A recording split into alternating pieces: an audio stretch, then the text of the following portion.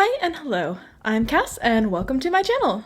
Today I wanted to talk a little bit about some of the books I am most excited for coming up to read this year. These aren't all books that are coming out this year, but a few are. But I've already decided on 100 books that I'm reading for the year, so I plan to talk about just a few of the ones that I've planned that I'm looking forward to reading this year. First up, let's start with the books that are coming out this year. I've pre-ordered 3 books that I intend to read literally as soon as I get them in my hands. They're all romance books, and they are also all part of series that I have been reading over the past year or two. So, to begin, by release order, just because that's easier, we have first The Beast by Katie Robert. This one is coming out February 17th, and it is the latest deluxe edition re-release of her Wicked Villain series. The series has been out for a while in the normal version, but once I really started to get into more of her extended works, she started re-releasing these in these beautiful deluxe editions. I actually have the first 3 right now, and this will be the 4th. I've loved them all so far. And of course I'm interested in seeing how this one goes. I actually own the first of her next gen of the Wicked Villains couples, so I do know how it ends, but also all I know about how it ends is that they get a happily ever after, and when it comes to romance novels, that's basically a requirement. So it's not a terrible spoiler there. But I am very excited to see how they get to the point where that they're at in Ruby's book. This book tells the story of Isabella Beaumont and her 2 love interests, Gaton and the Beast. In the larger storyline of Carver City, spoilers for the last book, and primarily the last book, but a little bit of the entire series. So the city is divided into territories ruled by different leaders. It's literally a circle cut into slices of pie. Which Katie Robert has admitted is exactly how she did things. She just drew a circle and divided it. The last book, Isabella's father died, and the man in black, who was in charge of his territory. And now his eldest daughter, who is not Isabella, has taken over.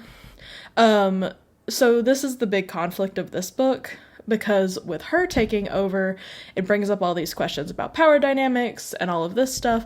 So, in order to consolidate power, her elder sister tasks Isabella with consolidating their power by getting her father's 2 favorite generals to stick with them. The thing is, she has had relationships with both of these men in the past at the same time, with their knowledge.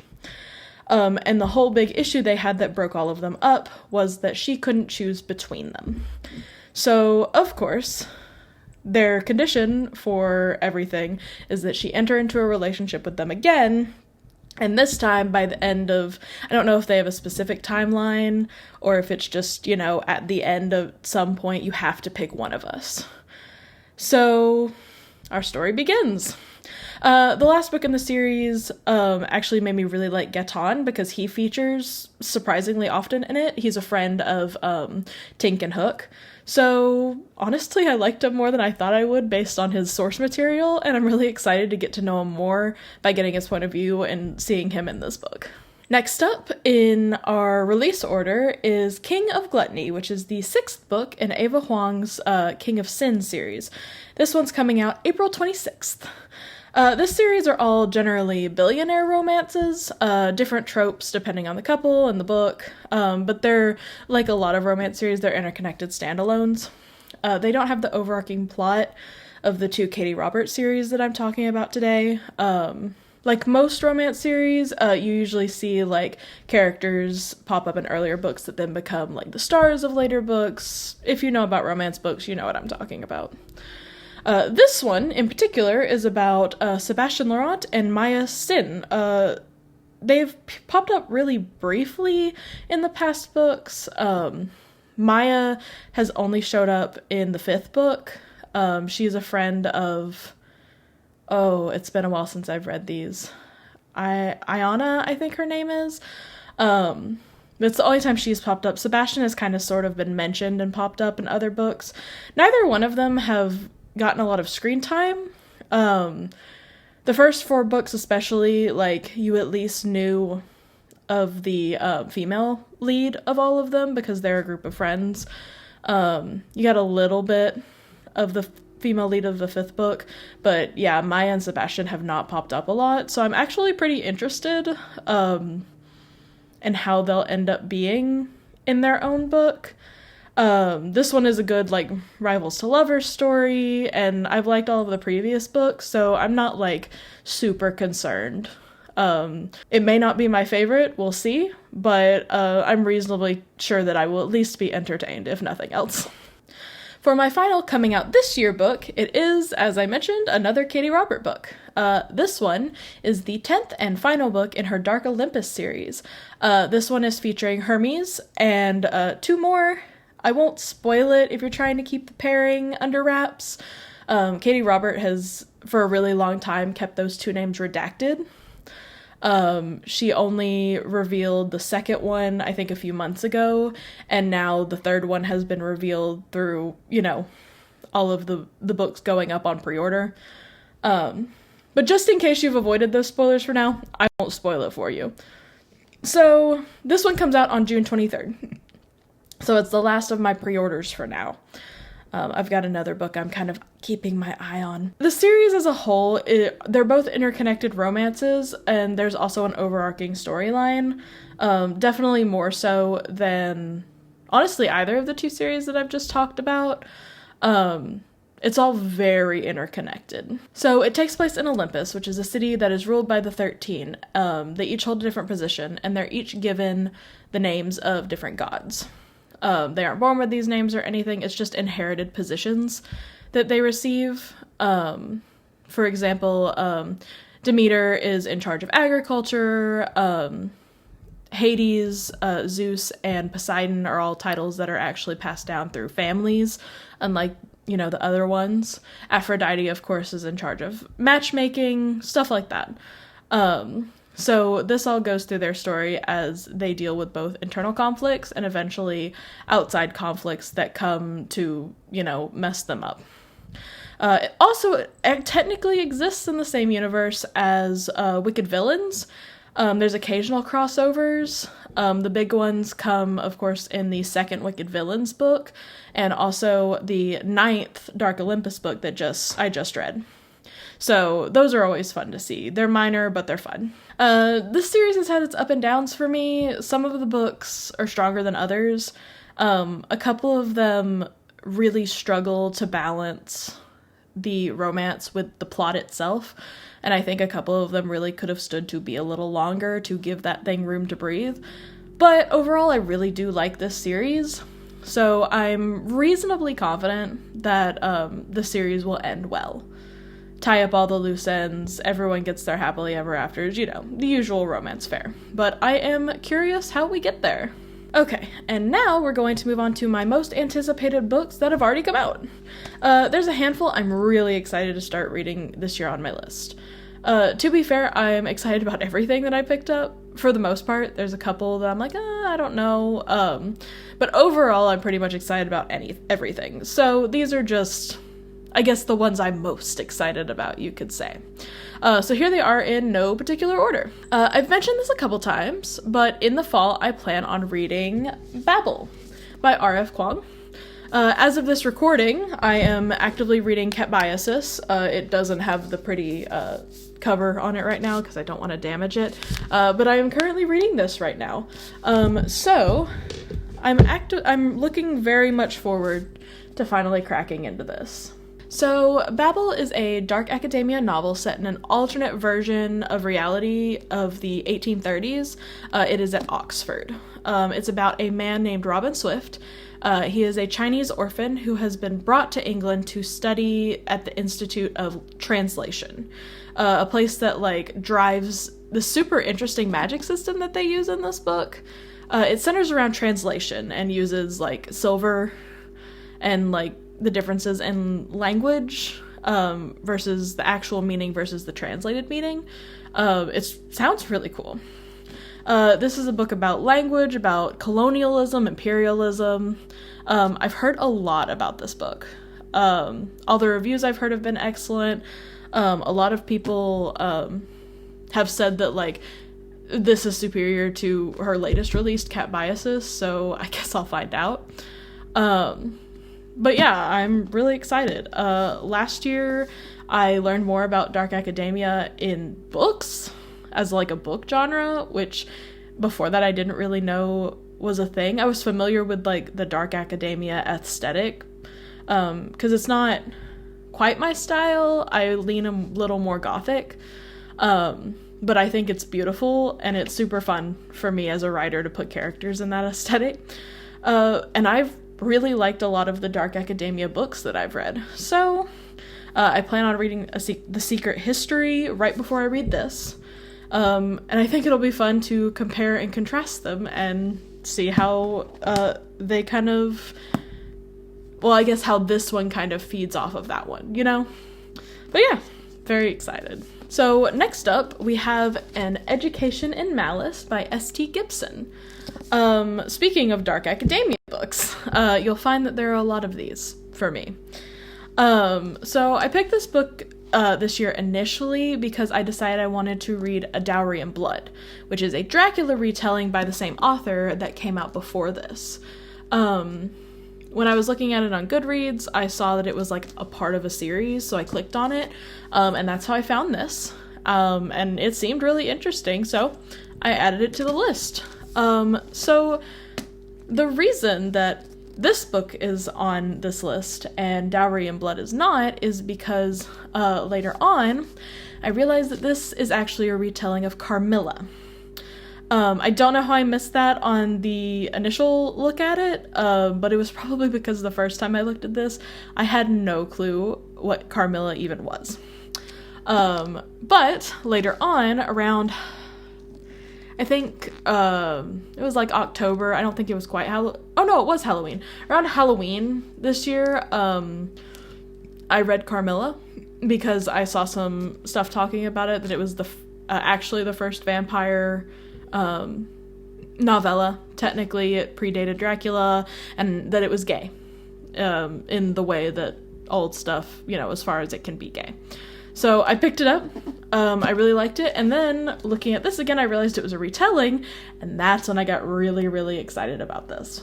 I'm looking forward to it immensely, and like with Babel, I have cursed myself by putting it all the way in the fall. It's just so fitting for that time of year. The vibes are immaculate. It's just I want to read so much. In any case, An Education in Malice is another dark academia book, and it focuses on Laura. She is a new student at a college that ends up in a fierce rivalry with a fellow student named Carmilla over the attention of their poetry professor, De La Fontaine, and who is secretly a vampire. I'm not spoiling anything because I haven't read it. It's in the description. These two, Laura and Carmilla, end up in this like twisted and codependent romantic relationship, which seems to be a thing that I really love to read about, given the books that I have read in the last year. Don't Let the Forest In and These Violent Delights being two examples. I'm interested to see where this novel takes inspiration from the original Carmilla, besides, of course, the names of the characters, because obviously. So the final book for my fiction ones of most anticipated is Iron Widow by Zhuang Zhejiao. This is a sci-fi novel inspired by the sole female empress in Chinese history, as well as mecha anime, which is not something you would think would cross over. But yeah, you know what? I am here for it. In this setting, it's kind of like, if you've ever seen the anime Darling in the Franxx, girls and boys are paired together to form a mental link to control these giant mechas. However, in Iron Widow, this process brings a lot of fame to the male pilots, and they're really excited to do it.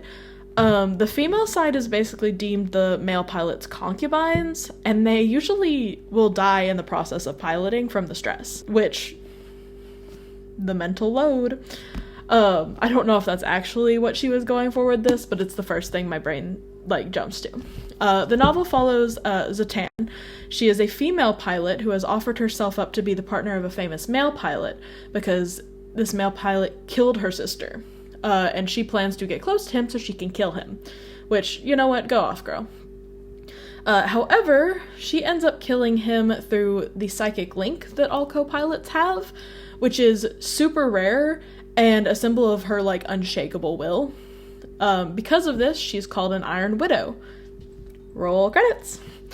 And she is incredibly dangerous and super powerful. She can kill her male co-pilots to power up the mechas, so she essentially only needs them as fodder. Because of this, and because, you know, to the system, that's a super big problem, she is paired with the strongest and the most controversial of the male pilots, Lee Shimin, in the hopes that he can control her. Zatanna is not having any of that. She likes the fact that she now has power, and she embarks on her journey to change the system and to also keep herself safe, because suddenly she is the target of a lot of assassinations. I am super excited to read this book, and honestly I have been on and off for like a while. I've been following the author online on TikTok for a really long time, but when the book came out, I wasn't really reading, and it slipped my mind. It's hard to keep up with books and book releases when you, like, don't read books. But no more. I have it on my reading list now. I am reading a ton of books this year, obviously. And I am looking forward to reading this one finally. It even has a poly main throuple, which, do you know how long I've been waiting for something like this? Because I'm sick of love triangles, guys. I was the kid growing up who was just like, why don't they all just date each other? In case you missed it, I'm polyamorous, because that just makes sense in my head. Why don't they all just date each other? Alright, so this year, I've mentioned before, I really want to expand my genre horizons.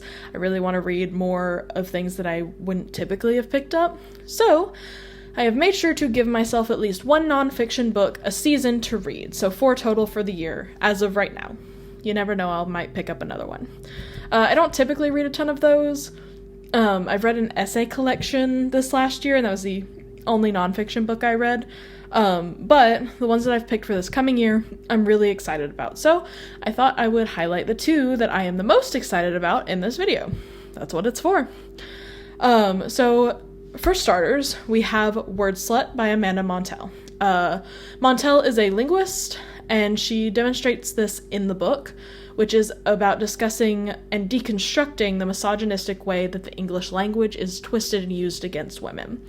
There are a lot of words that originally didn't mean the things that we use them for now, specifically as slurs against women. So this is a book discussing that and how we can take back the language to let it stop being used in such a way. Also by Amanda Montell, we have Cultish. This one is about the language of cults, how that language is used not only in official cults to prey on people easily brought in by cults, but also it's actually used in a lot of different ways to pull people into schemes or other things. Montell talks about cults like Heaven's Gate, which is infamous, but also about how this language is used in internet feeds like Twitter, Instagram, Facebook, startups, things like MLMs, all of those things that feel vaguely cultish but aren't technically cults. So she talks about all of that in this book. I'm fascinated by language. Shocking no one, English was one of my best subjects in school, and I'm just really excited to read these like more deep dives into how we use language and how that affects the world around us, because language is powerful. It's why more people should read. So that's my short list of all of my most anticipated books from this year. I'm looking forward to reading these books and talking about them with you guys. I hope you enjoyed, and leave me a comment on what books you're looking forward to reading this year. Alright, thank you for watching, and see you in the next one. Bye-bye!